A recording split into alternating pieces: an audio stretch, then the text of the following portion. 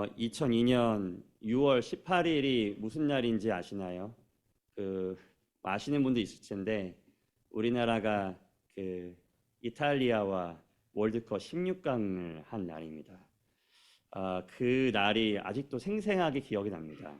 20년 후 더 얘긴데 그냥 그때 그 장면을 생각하면 막 심장이 약간 두근두근 막 그런 느낌이 있습니다. 가족하고 집에서 생중계를 같이 막 보면서 막 미친 듯이 응원했던 기억이 있습니다. 그리고 시간이 한참 흘러가지고 저희 아이들도 감사하게 축구를 되게 좋아하니까 얘네들은 책에서 배운 거 아시죠? 우리 아이들은 2002년 월드컵을 그랬었대 옛날에 역사적으로 막 이렇게 배운 아이들인데 월드컵 하이라이트를 하길래 그걸 같이 좀 봤습니다. 다시 봐도 너무 재미있더라고요. 근데 그때는 제가 2002년도 6월 달에 봤을 때랑 마음이 완전 다릅니다. 라이브랑 완전 다른 것이죠. 4분이었나요? 안정환 선수가 페널티를 받았는데 실축을 합니다. 그때는 많이 욕했던 것 같은데 다시 하이라이트 보니까 걱정 마세요. 우리가 이깁니다. 라는 마음이 있습니다. 1대0으로 후반전 거의 끝날 때쯤 가는데 제가 처음 봤을 때 완전 다르죠. 오금이 저리고 이거 뭔가 좀 해야 될 것 같은데 그걸 절박함은 전혀 없고 88분이 되면 공에서 수비수가 공을 맞고 튀어나올 텐데 설기현 선수가 의도했는지 모르지만 어중정청 차가지고 골이 들어갔던 거. 그리고 연장전이 되면 우리가 계속 찬스를 먹어서 우리가 좀 질 수도 있다는 생각이 들었는데 이영표 선수였나요? 크로스가 올라갈 것이고 안정환 선수가 헤딩 같지 않은 헤딩으로 이렇게 떨구었던 거 우리 다 기억하고 있을 것입니다. 이길 걸 알았기 때문에 여전히 재밌고 마음은 두근두근 거리는데 보는 시각 자체가 완전히 달라지는 것입니다. 예수님은 십자가에서 승리하셨습니다. 이미 승리하셨고 그 예수님을 믿는 우리는 이 예수님과 하나 된 것입니다. 우리가 스포츠 경기로 이야기를 하자면 예수님과 한 팀을 먹은 겁니다. 그렇기 때문에 예수님의 승리였는데 그게 내 승리가 된 겁니다. 같은 팀에 소속되었기 때문에 그렇습니다. 그렇기 때문에 우리는 예수님과 함께 승리하였고 승리하고 있고 승리할 것이다 라고 하는 게 성경이 우리에게 가르치는 것입니다. 그래서 예수 그리스도를 믿는 성도는 삶 가운데 이런 일도 있고 저런 일도 있고 고난도 있고 슬픔도 있고 아픔도 있지만 세상 사람들은 뭐 아무리 이야기하도 설득하려고 해도 설득되지 않는 하나님의 뜻, 하나님의 섭리, providence라는 것을 우리는 믿고 삽니다. 이미 스코어를 알고 보는 축구 경기를 보는 것처럼 인생을 살아서 여유는 있는데 성실하게 삽니다. 즐거이 낮아지고 이웃들을 섬기고 사람들을 사랑하는데 승리를 이미 거머쥔 자처럼 삽니다. 그 누구도 알아주지 않는 그 자리에서 빛도 없이 이름도 없이 아무도 알아주지 않는데 누구도 보고 있지 않는데 그 자리에서 하나님 말씀에 순종하고 하나님 앞에서 사는 인생을 삽니다. 이것이 그리스도인, 믿는 성도가 사는 방식이며 우리의 부르심의 삶입니다. 그런데 문제는 이미 이 승리했다라고 하는 삶 가운데 고난과 어려움이 있다는 것입니다. 때로는 이 고난과 어려움이 너무나 커서 내가 승리했었던가? 예수님이 진짜 이긴 게 맞나라는 생각이 들 정도로 우리에게 그런 고난과 어려움이 찾아옵니다. 이것이 우리의 부르심의 현실이라 우리가 지난주에 나눴습니다.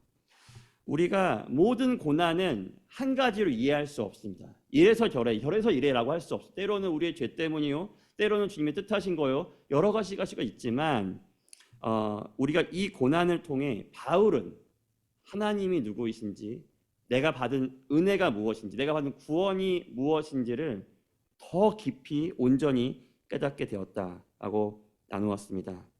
지난주에 이 부르심의 현장에서 그 현실에서 마주하는 고난에 대해서 이야기했다면 오늘은 그 고난의 현실에 대해서, 그 현장에 대해서, 그 실체에 대해서 이야기를 묵상을 같이 하고자 합니다. 오늘 13절, 14절, 15절에는 오늘의 이 전체 문맥을 이해할 수 있는 컨텍스트를 우리에게 이야기하고 있습니다. 13절은 예루살렘으로부터 엠마오로 가는 이 두 제자의 등장으로 시작을 합니다. 14절을 보면 이 둘이 얼마나 서로 이야기를 많이 했던지 성경에도 둘이 계속 이야기를 하더라 뭐 이런 식으로 표현이 되어 있습니다. 근데 이 이야기가 심상치가 않습니다. 15절에 보면 정말로 심각한 일인 듯한 이야기를 계속 주고받기 때문에 이들이 예수님의 제자였거든요. 근데 예수님이 가까이 와서 이들이 다가왔는데도 예수님을 알아보지 못할 정도로 심각한 이야기를 나누고 있었던 것을 우리가 이해할 수 있습니다. 이런 그들에게 예수님이 가까이 가시는 것뿐만 아니라 말을 거십니다. 17절인데요. 너희가 길 가면서 서로 주고받고 하는 이야기가 무엇이냐? 너희들 무슨 얘기하고 있냐? 라고 이렇게 묻자 둘은 더 이상 걷지 못하고 우두커니 서 버립니다. 사람이 너무나 어렵고 힘든 일을 만날 때 넋이 나간다라는 경험이 있으신지 모르겠습니다. 그런 넋이 나가는 경험을 하게 되면 아무 생각도 들지 않고 가만히 서서 말조차도 할 수 없는 그런 어려움이 있는데 아마 이 제자들이 그러지 않았을까 좀 생각을 해봅니다.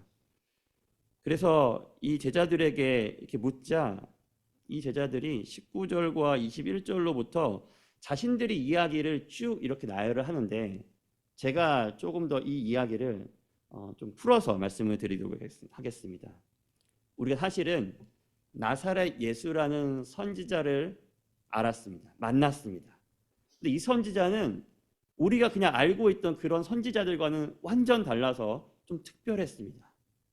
이분이 말씀을 하시면 마치 하나님 본인이 말씀하시는 것처럼 하나님의 말씀을 직접 듣는 것처럼 권위 있는 말씀이었습니다. 그래서 이분은 말에 능한 사람이었는데 이 말에 능했을 뿐만 아니라 이 사람이 하는 말이 진짜인 걸 증명이라도 하듯이 그는 하나님의 일에도 능했습니다. 그래서 이 사람이 말만 하면 말씀만 하면 하나님의 기적들이 계속 일어났습니다. 근데 이 기적을 이 사람을 따르는 소수의 사람만 본 것이 아니라 퍼블릭하게 모든 사람이 볼 수 있도록 이 일을 행했는데 누구 앞에서도 했냐면 이 예수란 선지자를 미워하고 싫어하고 억압했던 그 사람들 앞에서도 이 일을 행하였고 이 사람들마저도 예수를 싫어하지만 그가 행하는 기적을 부인할 수 없을 정도로 이 일에 능한 사람이었습니다. 그래서 우리는 이 사람이 우리가 그토록 기다렸던 메시아라고 우리의 구원자라고 믿었습니다. 그런데 이 사람이 죽어버렸습니다. 그래서 우리는 그곳을 떠나 엠마오로 가고 있습니다. 사랑하는 여러분, 이 두 제자의 걸어가는 이 발걸음이 우리와 좀 닮아 있지 않습니까? 우리가 예수님의 행하심을 믿음으로 보았죠. 그의 은혜를 감격으로 누립니다. 그가 말씀하셨기 때문에 그 말씀으로 우리가 그 누구도 나를 위로하지 못했는데 그 말씀으로 세상이 줄 수 없는 위로를 우리가 받았고 누렸습니다. 예수님 때문에 우리가 진짜 살았다. 내가 죽었었는데 내가 소망이 없는 자였는데 내가 죽고 싶었는데 살 이유가 없었는데 이 예수님 때문에 내가 살 소망이 생겼다라고 우리가 고백을 하죠. 그래서 우리는 이 예수님을 진짜로 메시아로 우리의 구원자로 나의 왕으로 나의 주님으로 믿고 따라갑니다. 그러다가 우리에게 어떠한 일이 일어납니다. 고난일 수도 있고 아픔일 수도 있고 슬픔일 수도 있고 누구에게 배신당하는 경험일 수도 있고 내 마음에 상처가 될 수도 있고 내가 엄청나게 바쁜 일이 생길 수도 있고 그것이 무엇이 되었든 간에 예수님이 진짜 하나님이라면, 진짜 구원자라면 이럴 수 없는데 라는 일을 만나게 됩니다.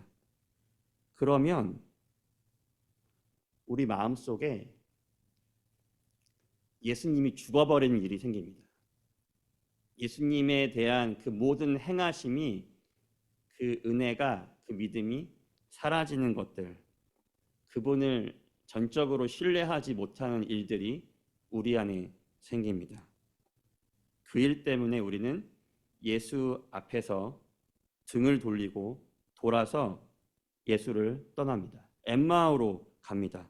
우리가 경험했었습니다. 그 누구도 누가 얘기하더라도 너 진짜 좀 이상한 거에 미친 거 아니야? 라고 이야기하더라도 아니야, 나를 살려주신 이 주님이 진짜 있다 라고 얘기했던 그 확실했던 주님이 온데간데 없이 우리 마음속에 다 사라집니다. 그 기적도 가짜였고 은혜도 거짜였고, 그렇기 때문에 교회도 떠나고 신앙도 떠납니다. 그리고 그 일에 파묻혀 살아가지고 내 삶은 하나님과 점점 멀어집니다. 우리는 그렇게 엠마오로 갑니다. 예루살렘을 떠나 엠마오로 가는 것이지요. 사랑하는 여러분, 그런데 더 놀라운 것은 무엇이냐면 이 엠마오로 가는 두 제자가 알았던 것이 하나 더 있습니다. 그것이 무엇이냐면 예수님의 죽었다는 소식만 들은 것이 아니라 24절과 24절을 보면 예수님이 제자들에게 죽기 전에 말씀하셨던 그대로 죽은 자 가운데서 다시 부활하셨다는 소식을 듣습니다. 우리 가운데 어떤 사람들이, 어떤 여자들이 이야기하는데 예수님이 살아있다더라. 그래서 우리 제자들 중에 베드로와 요한이겠죠. 그 무덤에 갔는데 비어있는 무덤이 있더라. 예수가 더 이상 그 무덤에 있지 않더라. 그리고 심지어는 우리가 그 소식 때문에 우리가 정말로 놀랬다라고 이야기를 합니다. 그런데 엠마오로 가는 길을 멈추지 않습니다. 부활을 들었는데, 알았는데 그 길을 멈추지 않는 것이죠. 사랑하는 여러분, 예수님께서 죽고 끝나신 게 아니라는 것을 믿으시나요? 예수 그리스도께서 정말로 사망 권세를 이기시고 부활하셔서 하나님 보좌 우편에 앉아 계시고, 그분이 그냥 하나님이고 조물주라도 우리가 하나님을 경외하고 경배하고 그분을 따라야 할 텐데, 이분이 믿기지 않지만 우리의 머리털까지 세신 바 되고 우리를 귀하게 보시며 우리를 사랑하신다는 것도 우리가 알고 있습니다. 그런데 우리가 이 고난의 시간을 통과할 때 예수님이 누구신지, 예수님이 무엇을 하셨는지, 이 예수님이 나에게 어떠한 은혜와 구원을 베푸셨는지를 알고 믿음에도 불구하고 우리는 이 고난 앞에 서면 그 예수님은 금방 사라지고 신기루처럼 사라지고 우리의 마음의 발걸음을 예수님으로부터 돌려서 다른 해결책을 줄 수 있는, 나를 구원해 줄 무언가를 따라 간다는 것이죠. 예수님을 떠나 엠마오로 간다는 것입니다. 제가 20살 때 일이었습니다. 저에게 금반지 하나를 사주시면서 이 왼쪽 검지에 꼭 끼고 다니라던 여자분이 있었습니다. 그분이 저 고등부 교사 선생님이셨는데요. 수련회 때 누군가 나를 위해 이렇게 애끓게 기도한다는 게 이런 거구나, 자기의 생명을 걸어서 기도한다는구나를 그 선생님을 통해서 제가 보았습니다. 그리고 그 수련회 때 제가 하나님을 좀 깊이 만났고 저를 위해 항상 기도해 줬기 때문에 제가 그렇게 펑펑 울면서 하나님께 기도한 모습을 보더니 저에게 우리 롯데리아에서 만나자, 햄버거 맛있게 먹고 그 앞에 있는 금은방에 가서 24K 반지 하나를 이렇게 사주시더니 빨리 왼손 검지에 끼라고, 그러면서 저에게 하시는 말씀이 이겁니다. 도연아, 이 반지 꼭 끼고 다녀야 돼. 너는 이제 예수님이랑 결혼한 거야. 그러니까 이 반지 볼 때마다 예수님 생각해. 그래서 그 분을 꼭 기억하고 이 죄 지으면 예수님께 우리 친구도 어려울 수 있지만 간음을 범한 거랑 똑같은 거야. 그러니까 그렇게 살지 말고 예수님 기억하면서 살아야 되라고 하고서 그 선생님의 마음이 너무나 고마웠고 저에게는 생명의 은인 것 같은 분이었기 때문에 제가 그 금반지를 늘 끼고 다녔습니다. 사람들이 물어보죠. 너 결혼했냐고? 제가 고등학교 때였는데 그럴 때마다 제가 늘 이렇게 자신 있게 얘기했습니다. 나는 하나님이랑 난 크리스천인데 난 하나님이랑 결혼한 거야라고 영국에 사는 아이들에게 늘 얘기했던 기억이 있습니다. 그러다가 한 2년 후, 3년 후쯤에 저에게 어떤 한 일이 찾아옵니다. 그 일 때문에 제 속에 있는 게 다 완전히 뒤집어졌습니다. 신앙도 믿음도 제가 그간 눈물 흘리며 고백했던 그 수많은 기적과 은사와 은혜와 말씀이 한순간에 저에게 다 가짜가 되었습니다. 내가 당한 거구나. 세뇌. 이 크리스찬이라는 악독한 이 종교에 내가 당해가지고 내가 그렇게 된 것이라고 한순간에 제가 그런 새로운 믿음을 갖게 되었습니다. 그래서 반지를 뺐습니다. 어머니께 말씀드렸습니다. 제가 더 이상 이 반지를 낄 수가 없겠습니다. 그리고 저는 제 엠마오의 길로 갔습니다. 오늘은 이렇게 엠마오로 갔던 두 제자들 또 우리 모두의 만나게 되는 이 고난의 현실에 대해서 실체에 대해서 그 현장에 대해서 말씀드리고자 합니다. 앞서 말씀드렸듯이 모든 고난이 이것 때문이야 라고 이야기할 수는 없지만 우리의 모든 고난의 현실은 똑같습니다. 우리가 고난을 만나 예수님에 대한 믿음을 버리고 예수님의 일과 말이 다 헛되다 생각되어 엠마오로 다름박질하는 그 현실에 예수님이 우리를 끔찍히 사랑하는 그 예수님이 불경한 표현이지만 바보같이 우리에게 오신다는 겁니다.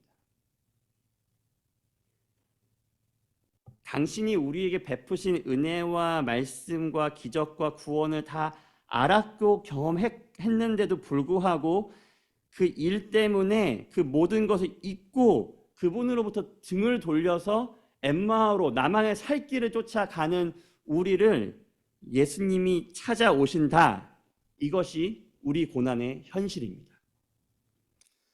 목자를 떠나 도망간 한 마리의 양을 찾고자 목자는 99마리의 양을 들에 두고 그 한 마리를 찾으러 가는 것처럼 예수님은 자기를 등지고 떠난 우리를 찾으십니다. 예수님께서 잡히시던 밤에 자신들의 제자가 다 하나같이 자기를 부인하고 버리고 도망갈 것을 아셨습니다. 요한복음 13장 1절에는 그런 제자들을 보고 예수님께서 이렇게 이야기하십니다. 그 예수님께서 그 제자들을 사랑하시되 끝까지 사랑하시니라.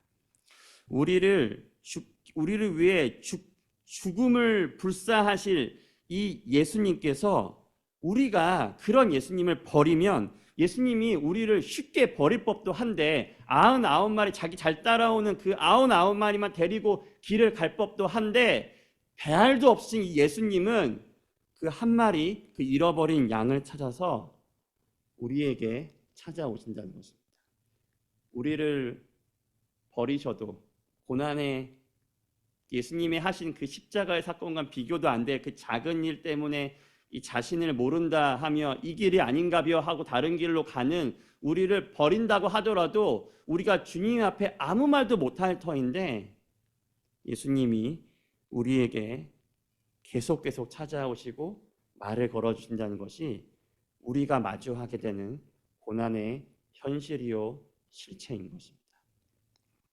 여기서 한 가지만 더 생각을 해볼까요? 고난을 만나서 예수님을 등지고 가는 제자들에게 예수님께서 찾아가시고 가까이 가시고 함께 하십니다. 그렇다면 고난 가운데서도 주님을 의지하면서 주님 좀 도와주세요. 내가 너무나 힘듭니다. 내가 믿음이 잃어버릴 것 같아요. 그러니까 나를 좀 도와주세요라고 부르짖는 자에게는 어떻겠습니까? 자신을 버리고 등지고 엠마오로 가는 자에게까지도 예수님은 찾아가셔서 말씀을 거시고 함께 해주시는데, 고난 중에 주님을 바라는 그 영혼에게는 어떻겠습니까? 마태복음 28장 20절에 이렇게 얘기하십니다. 내가 세상 끝날까지 너희와 항상 함께 하리라, 있으리라 라고 하는 말씀이 성취되지 않겠습니까? 사랑하는 여러분, 신실하게 그 부르심을 따라 살다가 그 만난 그 고난 앞에서 예수님을 의지하고 주님께 간절히 부르짖는 그 영혼에게 어찌 이 함께 하심이 임하지 않겠습니까, 여러분? 의심하지 마십시오, 여러분. 그 공고한 시간을 만날 때 이 약속을 예수님께서 친히 우리에게 오시고 가까이 오시고 우리와 함께 하신다는 이 현실을 부정하지 마시고 믿으시기를 바랍니다. 이해되지 않는 일이 연속적으로 우리를 찾아오죠. 우리가 아픈 게 진짜입니다. 그런데 그런 낙심 때문에, 아픔 때문에, 고통 때문에 그보다 더 확실하게 우리가 붙잡을 수 있는 그 예수 그리스도의 그 신실하신 약속을 잊지 않기를 간곡히 소망합니다. 엠마오로 가던 두 제자들에게 함께 하셨던 그 주님이 우리와도 함께 하십니다. 19절을 보면 예수님께서 이 제자들을 찾아오셔서 물으십니다. 무슨 일이냐? 무슨 일 있어? 라고 이 제자들에게 말씀하시는 것이죠. 예수님이 모르셨겠습니까? 모르셨다면 엠마오로 가시지 마셨어야죠. 예수님은 다 아시고 이 제자들 가셔서 무엇 때문에 제자들이 돌이켜서 등을 돌려 엠마오로 가는 걸 다 아는데도 불구하고 우리에게 그 사실을 듣기를 원하십니다. 그리고 우리의 그 제자들의 이야기를 귀 기울여 들으십니다. 그리고 우리를 깨우쳐 주시고 위로하십니다. 26절에 이렇게 우리에게 말씀하고 있습니다. 그리스도가 이런 고난을 받고 자기의 영광에 들어가야 할 것이 아니냐 하시고, 이 제자들이 약담한 이유가 무엇입니까? 예수님께서 죽으셨기 때문에 그렇습니다. 죽으면 끝이라는 믿음이 이들 가운데 확실하게 있었던 것이죠. 자신들이 믿는 메시아는 절대 죽으면 안 됐었다는 믿음이 있었기 때문에 이들은 예수님을 떠나고 있는 것입니다. 그런데 예수님이 오셔서 말씀해 주시는 건 뭐냐면, 그거 아니야. 내가 반드시 죽어야 했었어. 그래야 내가 죽어야만 너희들의 죄값을 지고 내가 갈 수 있었고, 내가 죽어야만 너희들이 살 수 있었어. 그래서 내가 죽은 거야. 수도 없이 예수님께 가르쳐 주셨습니다. 이미 가르쳐 주신 사실입니다. 그런데 다시 가셔서 이렇게 됐어야 됐어 라고 이 제자들에게 그들이 온전히 받아들이지 못한 말을 이야기하고 있는 것입니다. 그러니까 이렇게 일어나야 됐으니까 낙담하지 말라, 내게서 등을 돌리지 마라 라고 이야기하시는 거죠. 27절은 우리에게 또 이렇게 말씀하십니다. 이에 모세와 모든 선지자의 글로 시작하여 모든 성경에 쓴 바 자기에 관한 것을 자세히 설명하시니라. 예수님께서 제자들에게 자세하게 설명하십니다. 엄격한 선생님이 시험 문제에 틀려고 낙지한 학생들을 야 이것도 못 맞춰가 아니라 이를 너무나 좋아하고 사랑하는 친구가 설명하듯이, 이를 안타깝게 여겨 이들에게 너무나 이 중요한 걸 가르치고 싶은 아빠가 설명하듯이 이 제자들에게 자세하게 설명하십니다. 제 엠마오의 길은 여기 있는 분들에게 나누기도 부끄러울 정도로 참 많이 부끄럽습니다. 저는 교회는 갔지만 예배를 드리지 않았습니다. 찬양 시간에는 항상 입을 굳게 다물었습니다. 왜냐하면 난 예수님 사랑하지 않는데, 예수님이 주님이라고 믿지 않는데, 구원자라고 생각하지 않는데, 찬양에는 그런 가사가 너무나 많아서 그 가사를 제가 고백할 수가 없었습니다. 그리고 옆에서 고백하고 찬양 부르는 사람들 보면서 제가 시니컬하게 이렇게 생각했습니다. 저 사람들은 진짜 저거 믿으면서 노래 부르는 건가? 왜 믿지도 않는 말을 저렇게 진짜인 것처럼 그렇게 고백할까? 제 기도는 아주도 건방지게, 그래도 하나님인 걸 나한테 좀 보여줄 기회를 드려야 되지 않겠어? 뭐 내가 이렇게 기도하면 했으니까 뭐 진짜였으면 하늘에 가서 내가 할 말이라 좀 있겠지 라는 마음가짐으로 주님께 기도했습니다. 그래서 이렇게 기도했던 것 같아요. 하나님, 제가 솔직히 당신이 거기 계시다는지 안 계신지 내가 잘 모르겠는데 한번 계시다면 나한테만 나타나셔서 말씀 한번 해주셨으면 좋겠습니다 라고 매일매일 기도했습니다. 그런데 그런 저에게 예수님이 찾아오셨습니다. 제 마음에 있는 것, 그 고난의 쓴뿌리가 무엇인지 알게 하셨고, 저에게 이게 맞춤형 교육이라도 하듯이 하나하나 자세하게 설명해 주셨습니다. 때로는 지식이었고, 때로는 감격이었고, 때로는 은혜였고, 때로는 감사였고, 때로는 견책이었으며, 때로는 아빠가 저를 인도하듯이 이끄듯이 엄한 말씀이기도 하셨습니다. 그래서 그렇게 말할 수 없는 은혜와 사랑으로 저에게 끊임없이 다시 오셔서 가르쳐 주셨습니다. 사랑하는 여러분, 여러분들은 지금 어디로 가고 계신가요? 예루살렘이십니까? 엠마오이십니까?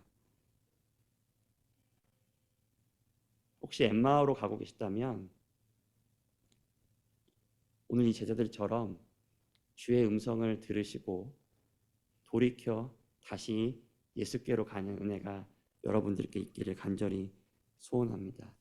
여러분들에게 가시고 또 가시고 또 가시고 우리가 모른 척하고 엠마오로 계속 가더라도 또 찾아오시고 또 찾아오시고 도대체 무슨 일이야? 나는 좀 얘기 좀 해봐 라고 말씀하시는 그 주의 음성을 들으시기를 바랍니다.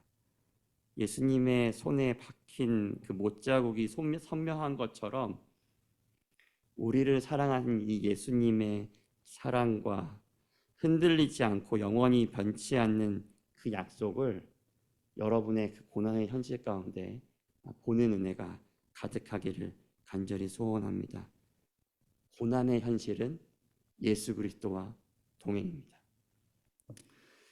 우리의 고난 가운데도 같이 계시고 우리와 함께 하시는 그 예수님을 바라보는 그 은혜가 그 고난의 현실을 진짜 깨닫는 우리가 되기를 간절히 소망하며 기도합니다. 우리 이 시간 잠깐 좀 같이 기도할까요? 사랑하는 여러분, 여러분들은 어느 길을 가고 있습니까? 하나님의 은혜를 다 안다고 고백하는 사람들 아닙니까? 예수님의 십자가를, 그 부활을, 우리와 함께 하심을 다 안다고 고백하는 사람들이 아닙니까? 그 아름을 정말로 믿으신다면 고난 가운데 우리와 여전히 함께 하시는 그 예수 그리스도를 바라보는 우리 모두가 되기를 간절히 소원합니다. 우리의 예배가 진짜 참 예배가 되고 우리의 기도가 주님께 진짜 간곡히 부르짖는 우리의 고난 가운데 우리가 고난 가운데 있기 때문에 우리가 힘든 것 이상으로 더 아파하시고 고통스러워하시며 무슨 일이야 나한테 좀 얘기를 좀 해줘 라고 부르짖는 그 예수 그리스도의 음성을 들으며 주님과 함께 예루살렘으로 그 우리 부르심의 길로 끝까지 걸어가는 우리가 되게 해달라고 주님께 좀 은혜를 구하며 같이 한번 기도하겠습니다. 같이 기도하시겠습니다.